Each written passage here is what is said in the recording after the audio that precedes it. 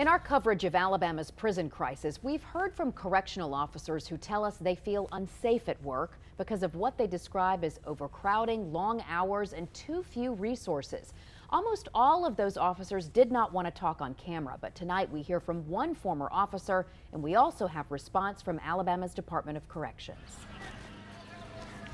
Oh yeah, I worked Kilby for 10 years, and all 10 of those years, it rained in that prison, literally.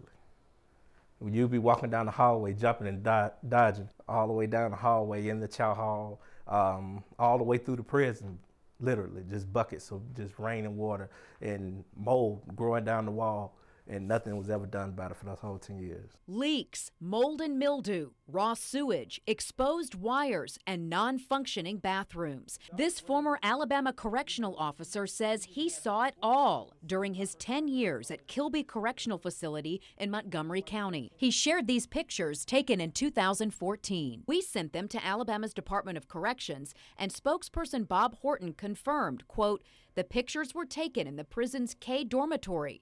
Horton also shared new pictures that he says show repairs, writing, "The prison chapel, K dormitory restrooms, and other common use areas inside the facility were closed to inmates during renovation that included removing mold and mildew from walls and ceiling, restoring restroom plumbing and amenities, rewiring, and restoring flooring areas." Unsanitary conditions are just one concern this former officer has.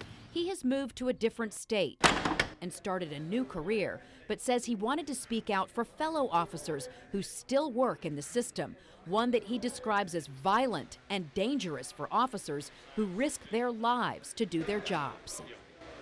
How many inmates would you be in charge of, and would you have another officer with you? No, I've been pointed where you have 250 inmates to one officer.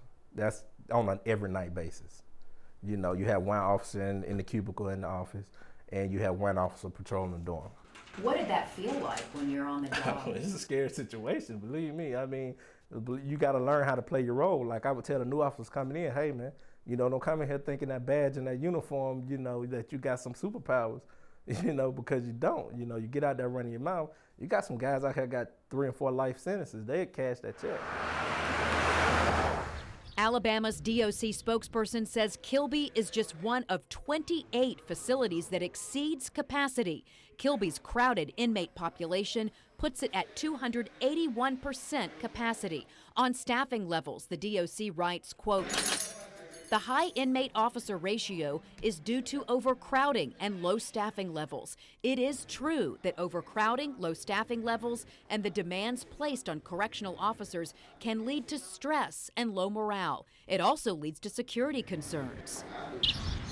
One big security concern is contraband, and this former officer says that included hard drugs. I mean, we've had busts where we get pounds of weed, bags of pills, cocaine, crack, meth, everything. They getting, you know, they're getting it. But he says officers are in constant survival mode, working long hours with little backup and training. It all contributes, he says, to an atmosphere that feels hopeless for employees and inmates. How can you call yourself a correctional institution if you're not correcting behavior?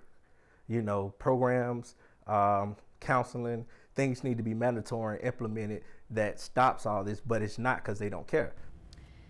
Now, Alabama's Department of Corrections had a lot more to say in its response to this officer's concerns, or this former officer's concerns, including its recruiting efforts to reduce the inmate to officer ratios and support services that are now offered to correctional officers. You can find a much longer version of this story with all of those details. It's on our WBRC News app right now.